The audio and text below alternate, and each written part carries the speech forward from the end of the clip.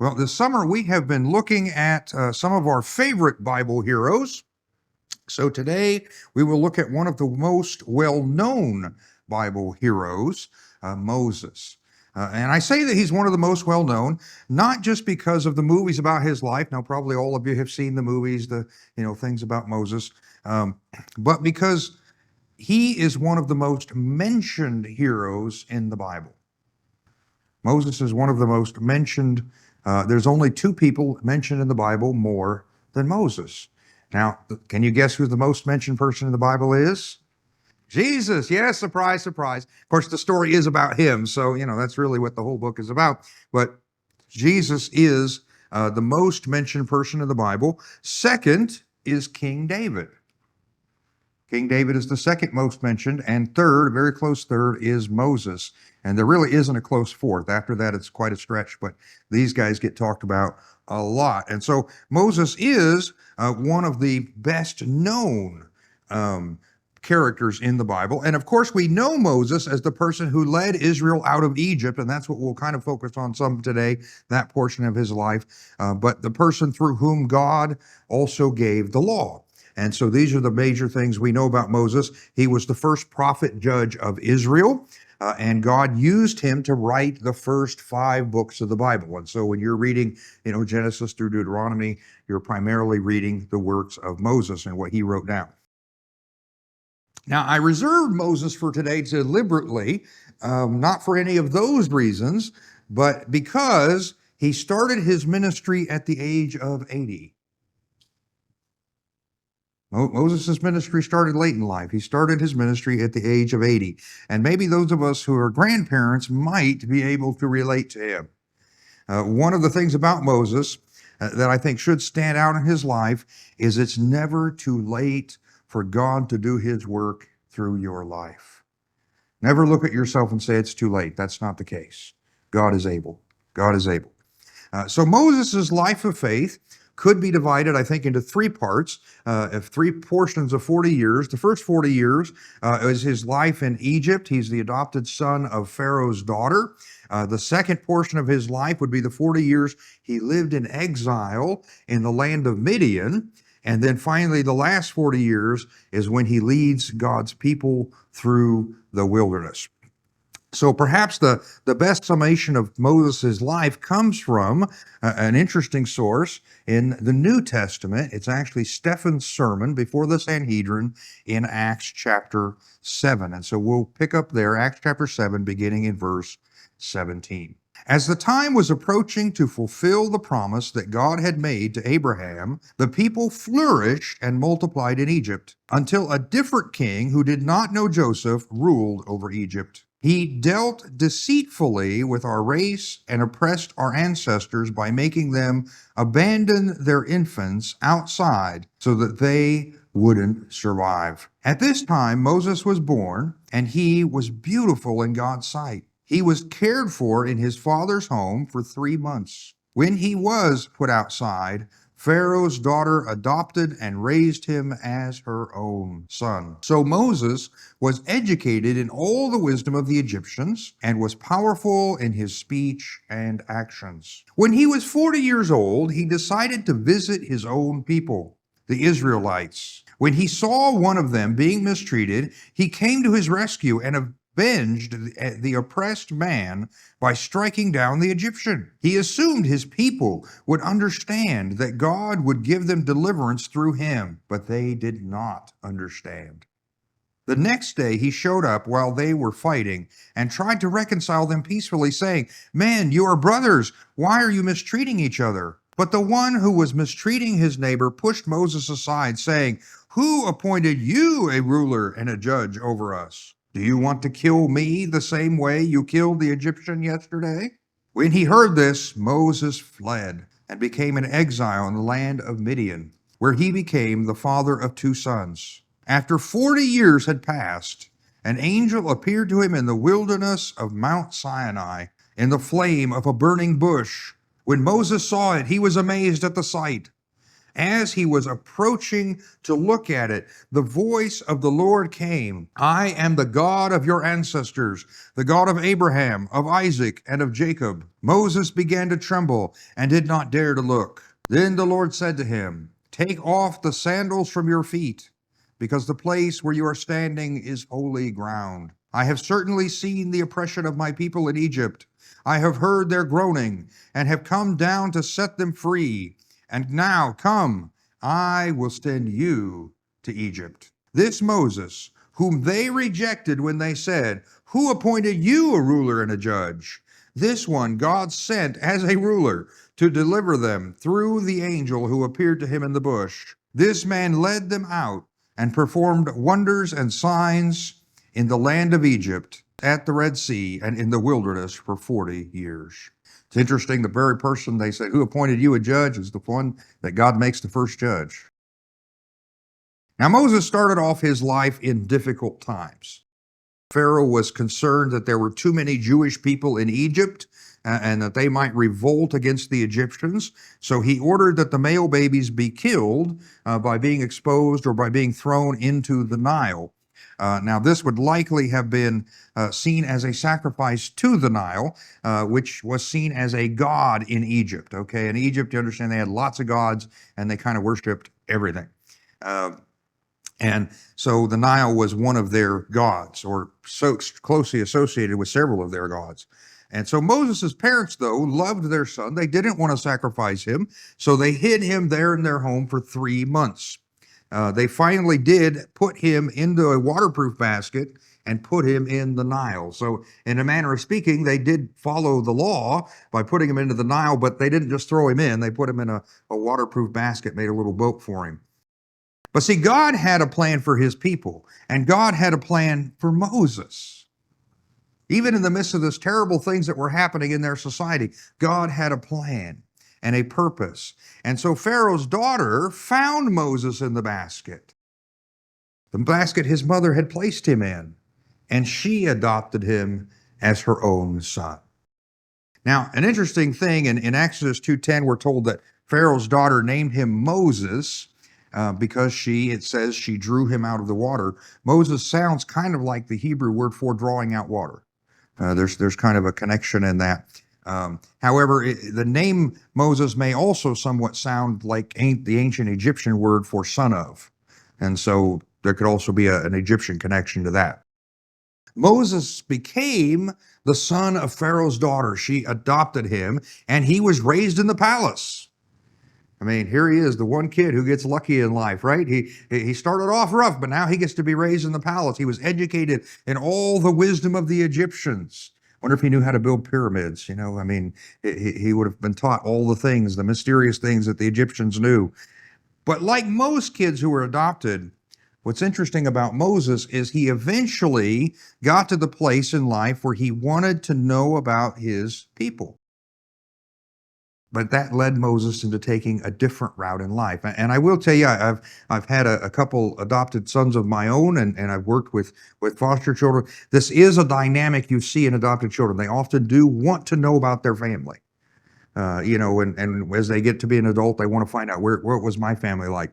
And so I think we see this same dynamic in Moses. So let's look again at Acts chapter 7, and we'll pick up just a couple verses, but we'll pick up in verse 23. It says, when he was 40 years old, he decided to visit his own people, the Israelites. Here he is, this adopted prince of Egypt, but now he wants to find out about his people. Verse 24, when he saw one of them being mistreated, he came to his rescue and avenged the oppressed man by striking down the Egyptian. He assumed his people would understand that God would give them deliverance through him, but they did not understand. The next day he showed up while they were fighting and tried to reconcile them peacefully, saying, men, you are brothers. Why are you mistreating each other? But the one who was mistreating his neighbor pushed Moses aside, saying, who appointed you a ruler and a judge over us? Well, we're going to find out God does that, but that's the question he asked. Verse 28, do you want to kill me the same way you killed the Egyptian yesterday? When he heard this, Moses fled and became an exile in the land of Midian, where he became the father of 2 sons. The author of Hebrews then gives this explanation of Moses. This is Hebrews chapter 11, verse 24. By faith, Moses, when he had grown up, refused to be called son of Pharaoh's daughter and chose to suffer with the people of God rather than to enjoy the fleeting pleasure of sin. For he considered reproach for the sake of Christ to be greater wealth than the treasures of Egypt, since he was looking ahead to the reward. By faith, he left Egypt behind, not being afraid of the king's anger, for Moses persevered as one who sees him who is invisible. Now, there's a lot that we can learn from our hero Moses. In fact, we could probably spend weeks just looking at Moses, but his faith in God was more than his faith in the world. He cared what God thought more than he cared what Pharaoh thought. And understand, in this day, Pharaoh was like the most powerful man in the world. He cared about honoring God more than he cared about the wealth and the wisdom of the world. He was willing to abandon the luxury of Egypt, which was probably the most wealthy and most powerful nation of that time. He was willing to abandon the sin of Egypt. And Egypt was a pretty sinful place. If you get into their history, they were a pretty wild bunch. But he was willing to walk away from everything Egypt offered and follow God into the wilderness, to go live in the wilderness. Now, maybe we can relate just a little bit to Moses. I would suppose all of us here this morning, or many of us here this morning, are probably over the age of 40. Some of you, I know there's a couple who aren't, youngsters, teeny boppers, but most of us here this morning, I mean, have at least a year or two past 40, right? We've made it past there. So maybe we can relate to Moses. Maybe you've reached the point where living for the world and all its stuff just isn't satisfying. See, I think when we're young, we think, hey, if I just had the right stuff, if I had the right house, if I had the right car, if I had all this stuff, it would make my life fulfilled and I'd be happy. And as you get older, you realize all that stuff comes with payments. Okay, so that's the first thing. But beyond that, you find out that doesn't really satisfy. You get one new thing, the newness wears off and you need something else new.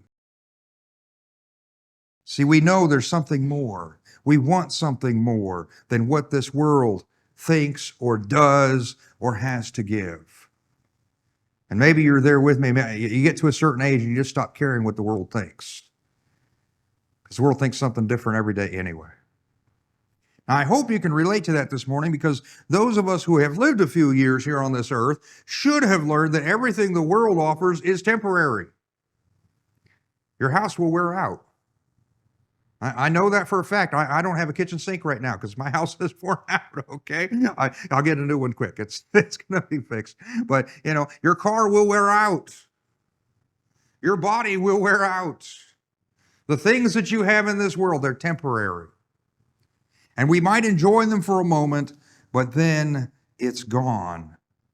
What the world gives, the world can take away. Whether that's through the unfairness of life, Moses faced that. There were things in his life that were unfair. Maybe it's through financial downturns in the economy. I don't know if you've watched your retirement go up and down like a roller coaster, okay, through that. Or maybe it's through just our bodies deteriorating from old age. We just can't do what we used to do. We can't enjoy the things we used to enjoy. Can't even eat the foods I used to like to eat, right? I mean, life gets that way to you. At least not without medicine, okay? Moses, we find him, he was willing to walk away from everything the world offered him in Egypt to receive the reward that only God could give. That's what the author of Hebrews describes. He was willing to suffer the anger of Pharaoh. He was willing to walk away from the wealth of Egypt. And see, I hope that's where you are this morning, recognizing the reality of life and determined to pursue something better than what this world can offer. Now, if you can relate to Moses in these ways, then let me give you 4 lessons that I think we can learn from his life that I think are based on this premise, which I hope will assist all of us in our walk of faith. The first one is this: don't expect your family or friends to understand when you walk away from the world, even if in part you're doing it for them. Don't expect your family to understand when you walk away from the world, even if in your heart you are doing it for them. See, when Moses saw an Egyptian beating a Hebrew slave, he killed him. Moses thought that the Israelites would understand that God had preserved him and raised him up to deliver them. It was his destiny to deliver them, but they didn't understand. They didn't see it. They were too caught up in the world, in their circumstances, so that they could not see what God was doing. If you follow Christ, then you will almost always face this dynamic. There will be people in your life who will not understand God's call on your life. They will not understand why you're being so obstinate or difficult, why you would give up the world and all this stuff that they can see to follow Christ, which they cannot see. They may even accuse you of ulterior motives and bad intentions, the way they did Moses. In fact, Moses dealt with that not only here in Egypt, but through the wilderness. Moses, who are you to lord it over us? Moses, why are you doing all this? Moses, you're just self-appointing yourself. And all the time it was God doing it. But he was accused of all types of things. I'm telling you, if you follow Christ, accusations will come. Now, maybe you're a parent or a grandparent. I don't know. That probably fits most of us in this category. Don't you want something better for your family than what the world has to offer? Don't you want them to experience the blessing of God in their life? Don't you want them to have something beyond the grave to look forward to? Something that you want them to have eternal life. You want the kingdom of God to be their future. Then let me suggest to you that if you want God to do something great in our world, for our kids and for our grandkids, then you should ask Him to start with us. Start with us. We should not expect God to lead our families out of slavery to the world if we aren't willing to leave the world behind to follow Christ ourselves. We must set the example. And Moses did that. He's the man who would lead Israel out of bondage in Egypt and into the wilderness. But guess what? He did it himself for 40 years first. He himself had to walk away from it first before God sent him back to bring the others out. My prayer every day is that God's kingdom would come and that His will would be done on earth as it is in heaven. But I pray that God would begin that with me. See, we often pray, God, let your kingdom come out there. God, let your will be done in those people's lives. But we should be praying, God, have your way with me. Let your kingdom come here. Rule over my heart. Rule over my home. Rule over my life. Let your will be done in me and through me. Begin with ourselves. We should begin with ourselves, submitting to God's will. You want God's will to be done, submit your life to His will.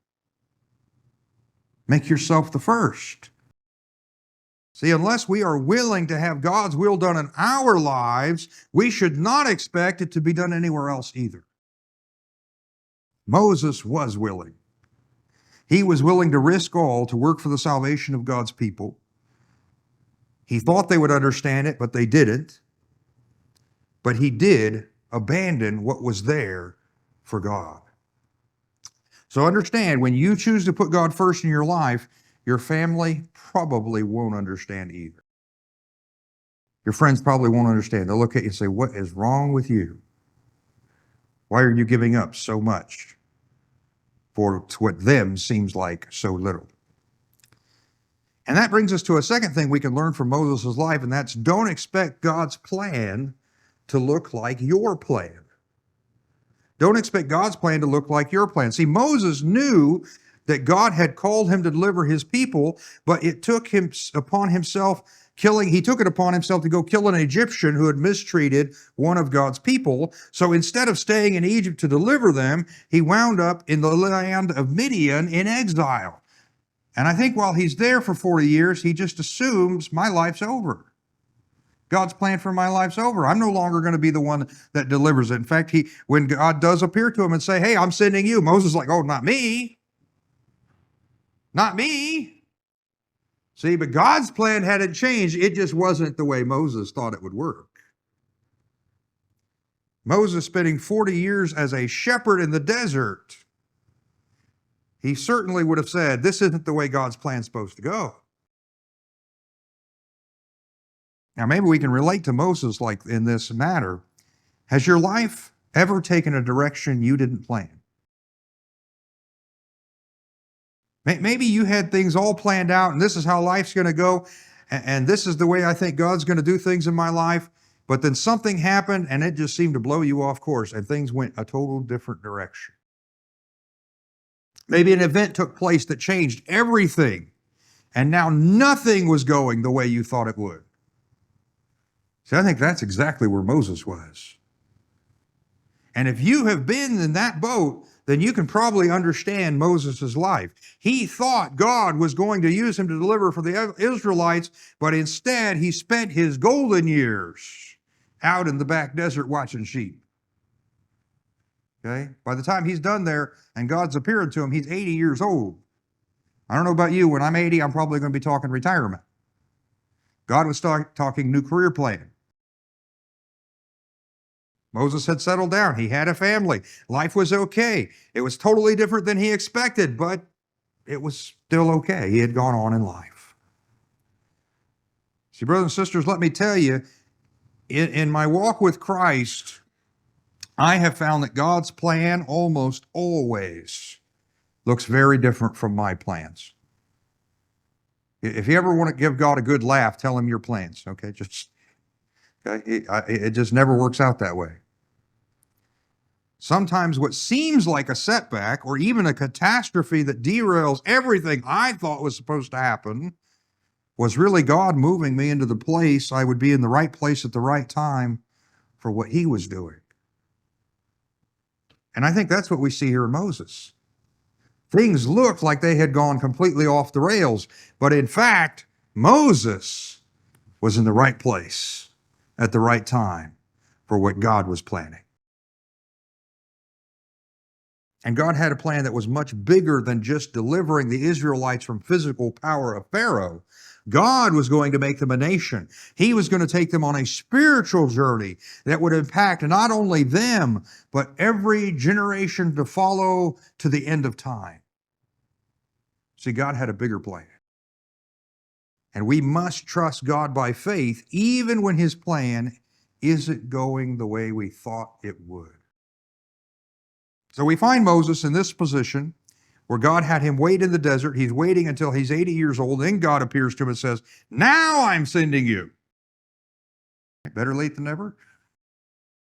Moses said no, but God persuaded him and he did go. And I think that brings us to a third thing that we should learn from the life of Moses. Never think it's too late for God to work in your life. Never think it's too late for God to work in your life. Maybe you think any chance of God using you is gone. Maybe you're saying, I'm too old. Let me remind you, Moses was 80. He started a 40-year ministry at the age of 80. Okay, you are not too old. Of course, we've looked at Abraham. He was 100 when he and Sarah had a baby. So, never say you're too old. That's not a problem for God. In fact, with God, there is no such words as it's too late.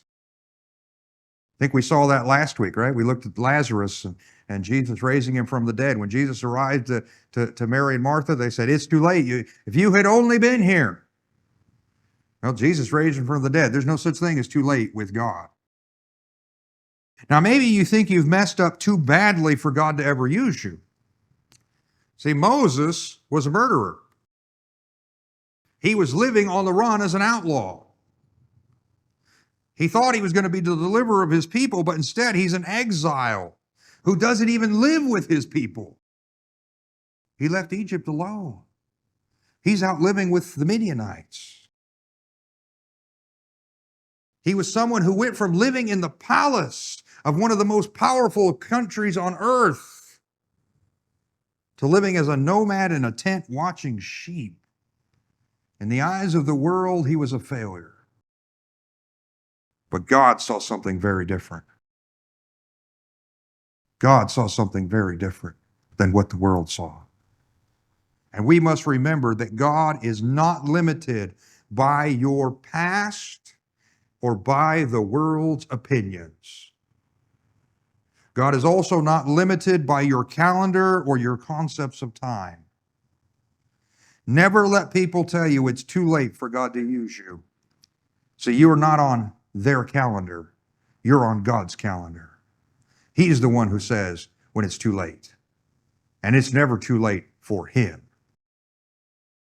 If He decides to use you, it doesn't matter how old you are. God can do more in your late retirement years by His power than you were capable of doing in your whole lifetime by your own power. And that brings us, I think, to the fourth thing we can learn from the life of Moses, and that's never underestimate what God can do. Never underestimate what God can do. See, we often sell God short. We look at a situation and we say, well, this is what I think is possible. Well, I got good news. God doesn't do what you think is possible. He does what He makes possible. The author of Hebrews described Moses this way. This is the man of faith. Hebrews 11:27, he says, by faith he left Egypt behind, not being afraid of the king's anger, for Moses persevered as one who sees Him who is invisible. Moses had the faith to follow God wherever He led, as though he were a person who could see the invisible. That's the kind of faith we need to have. Faith that puts all our trust in Christ, regardless of anything we see or experience in the world. Because the world does not determine our destiny. God does. The world does not determine success. Success is not rated by wealth or by what the world gives us that it's just going to take away. I'm telling you, as a believer, success is when we walk into the throne of heaven and hear Jesus say, well done. That's success. Moses would have heard that. It's the kind of faith we need to have. But the result of Moses' faith was that he got to see God show that His power was greater than, more real than, the powers of this world. All of the powers that Egypt believed in.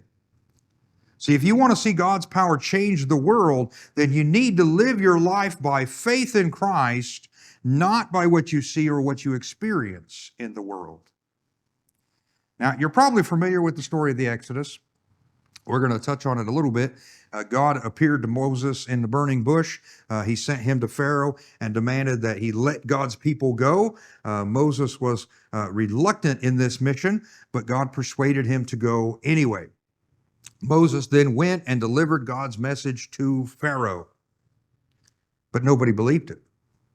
Pharaoh didn't believe him. Pharaoh's court didn't believe him. But the truth is, even most of the Hebrews at first didn't believe him. So God pours out His plagues on Egypt until finally Pharaoh will listen. The plagues themselves are interesting and they take up several chapters. We're not going to get the time to read all of that, but we'll just look briefly. The first plague that you see, the 10 plagues that God sends through Moses, the first one was water turned to blood. And you'll remember that I told you the Egyptians worshiped everything, including the Nile River, and associated it with several of their gods. So in a manner of speaking, what you find with the plagues is in each plague, God was showing His power over the Egyptians and over their gods. He was saying, this is what you think is powerful in the world, but it's not. I'm the real power. And so turning the Nile into blood and the water into blood would have been a judgment on the gods of Apis, which was a god of the Nile, Isis, who was a goddess of the Nile, and Cunum, who was the guardian of the Nile. They had this god that was the guardian of the Nile. He ain't doing too good a job guarding the Nile if God can turn it into blood. And the Nile, of course, was also believed, this is kind of an interesting, it was believed to be the bloodstream of Osiris. And so when the Nile would flood every year, it was Osiris's rebirth that year. And there was kind of this whole pagan ritual they had on it. So this river, which was the basis of daily life, of their national economy, it was devastated. God turned it to blood, and all the fish in it died, and the water became unusable. And Pharaoh was told in Exodus 7:17, "By this you will know that I am the Lord." Now I also wonder, though, if there isn't a sense of justice here that we see in the Revelation when the waters turn to blood. It says because they martyred the believers, and so God gave them blood to drink. Well, remember, the Hebrew children had been killed by throwing them into the Nile. And so what is God's first judgment upon Egypt? He turns it to blood. He's giving them blood to drink. So I think there is some sense of God enacting justice. But that wasn't enough for Pharaoh. In fact, his own magicians could turn water into blood, and so he wasn't so impressed. Now, I would suspect there's an issue of scale. It's one thing to turn a pitcher of water red. It's another thing to turn the whole Nile River into blood and all of the water. But God sends another plague, and the second plague is frogs. He brings forth frogs from the Nile as a judgment. But it's interesting because this would be a judgment against Hakwet, which is a frog-headed goddess of birth. Egyptians worshiped frogs too. They worshiped everything, I'm telling you. And they thought frogs were to be sacred and they weren't to be killed. Kind of like in India, how they worship cows. You know, they're sacred. Well, in Egypt, ancient Egypt, frogs were sacred. And so God says, well, you want to worship frogs? I'm going to give you frogs. And he had frogs invade every part of their home. And when the frogs died, he left them with stinking heaps of their bodies. God says, you want to worship this? Well, here you go. God left it to stink. But again, Pharaoh wasn't impressed because their magicians could call forth frogs. So there came a third plague, which was that the dust of the land is turned to gnats. And this was likely a judgment on Set, the god of the desert. I could just kind of see God saying, well, you want to worship sand? Let me show you what I can do with some dust. And he turns it into gnats. Now, we've dealt with gnats. I mean, they're kind of annoying, but this would be like massive gnats where everywhere you go, they're on you. You just can't get away from them. It's worth noting that in the first two plagues, the magicians of Egypt could do the same thing. However, in this one, they could not. They could not reduplicate the magic of what Moses was doing from their perspective. And so they told Pharaoh in Exodus 8:19, this is the finger of God. They've had enough, okay? We're only 3 plagues in, but they're ready to say, okay, they're more powerful than we are. But Pharaoh was not. He kept hardening his heart. And so we get a fourth plague, which was swarms of flies. And this was a judgment on Utachit, the fly god. Yes, they had a fly god. Okay, I think these people were ridiculous. They had gods for everything. You have to be kind of a sick society to worship flies, don't you? I mean, that's just not my thing. But if they wanted to worship flies, then God was going to give them plenty of them. And God sent swarms of flies. But in this plague, God does something different.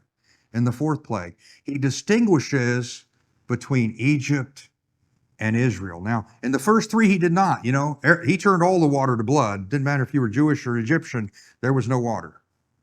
Okay? He sent gnats on everybody. Those types of that happened to everybody. But here with the flies, God sends the swarms of flies to the areas where the Egyptians lived, but none to where the Hebrews lived.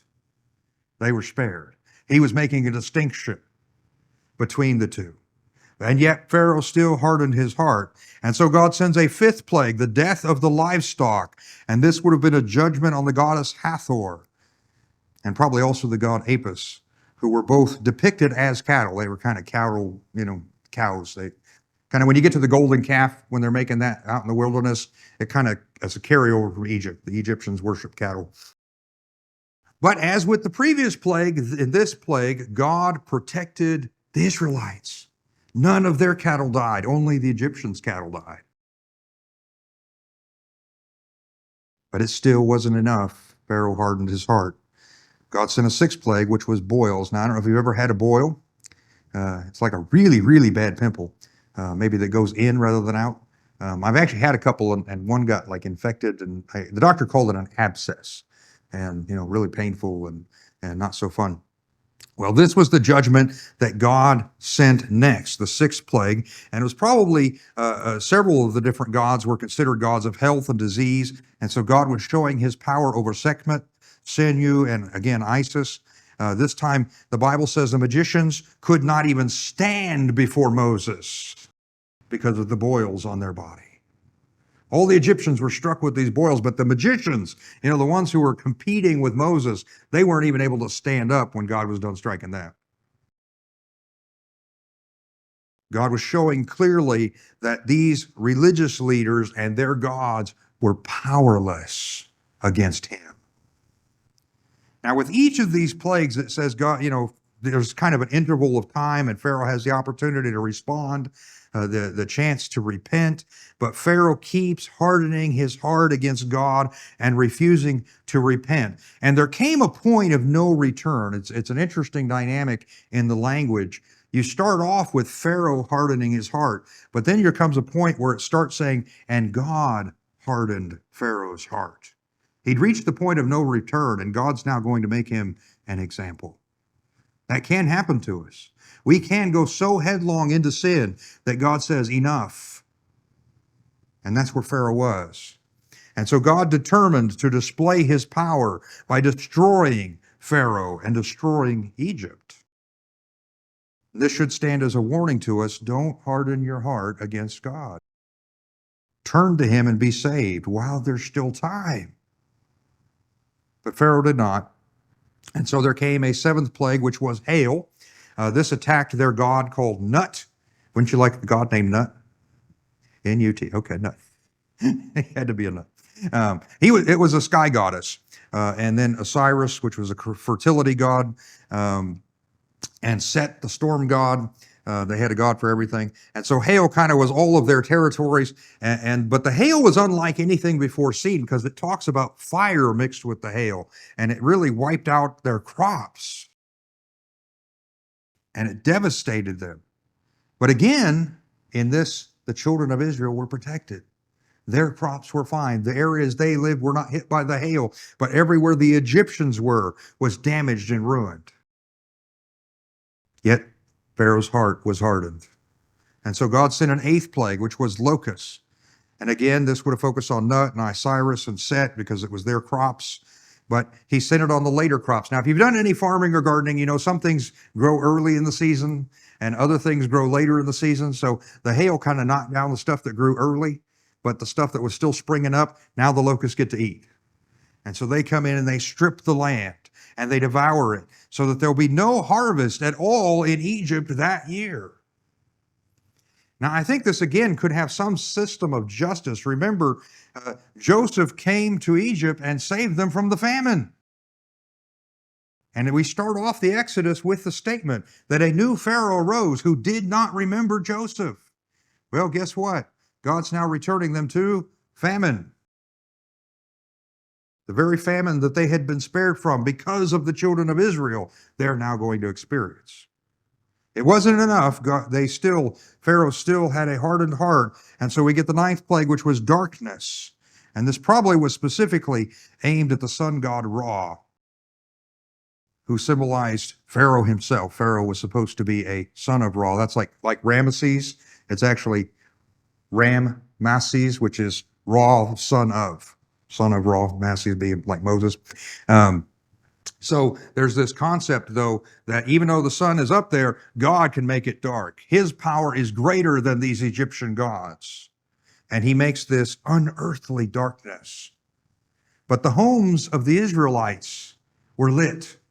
Now, to clarify just a little bit, this was not just it was like nighttime or like there was an eclipse. It was like even if you lit a lamp, it was still dark in the Egyptian homes. There was darkness, a spiritual, unearthly darkness that they could not get around. Almost you might think like fog, but something where God made it even in their homes, in the Egyptian homes, dark. But the Israelite homes were not dark. They had light. And yet, even with this, Pharaoh's heart was still hardened. And so we get to the 10th and last plague, which was the death of the firstborn son, which again would have been a judgment on Isis, the protector of children. In this plague, God was teaching the Israelites a deep spiritual lesson that pointed to Christ. Because unlike the other plagues, which the Israelites survived just because of who they were, I mean, they were the Jewish people, and God protected them. In this case, God commanded that each family had to take an unblemished male lamb and kill it. And then they had to put the blood on the doorpost of their house. And they had to be inside the house and eat the Passover meal, the Passover lamb. And they had to do so ready to leave with their sandals on, with their staff ready. They had to do so with unleavened bread because there's no time for it to rise. You've got to cook it now and be ready to go. And they still every year celebrate the Passover, remembering what God did in Egypt. But that pointed to Christ, who was the Lamb of God, who did come to take away the sins of the world, whose blood protects us from the angel of death.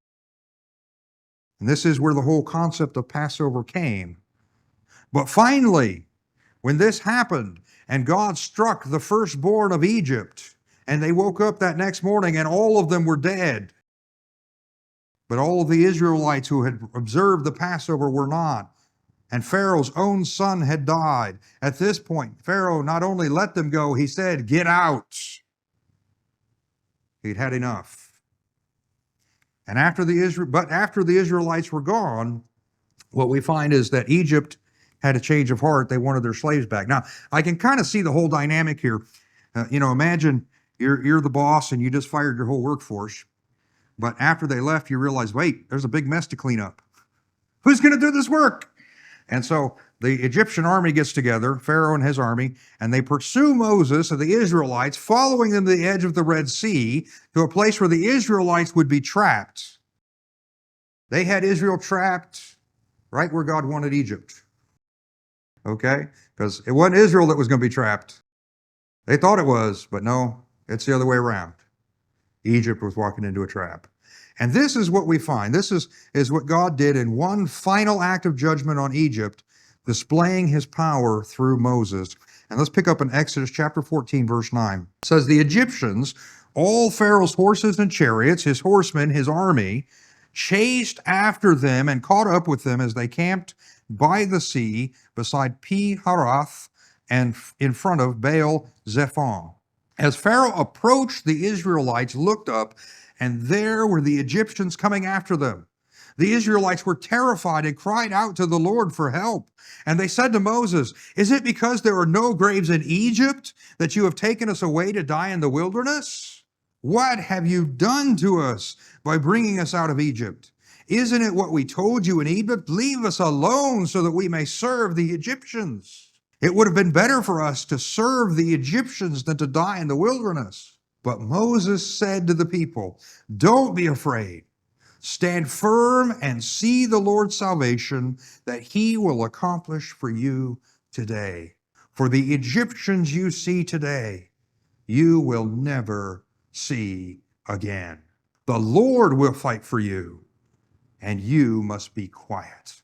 The Lord said to Moses, 'Why are you crying out to me? Tell the Israelites to break camp. As for you, lift up your staff and stretch out your hand over the sea and divide it so that the Israelites can go through the sea on dry ground. As for me, I am going to harden the hearts of the Egyptians so that they will go in after them, and I will receive glory by means of Pharaoh and all his army and his chariots and horsemen. And the Egyptians will know that I am the Lord when I receive glory through Pharaoh, his chariots, and his horsemen.' Then the angel of God, who was going in front of the Israelite forces, moved and went behind them, and the pillar of cloud moved from in front of them and stood behind them. It came between the Egyptian and the Israelite forces.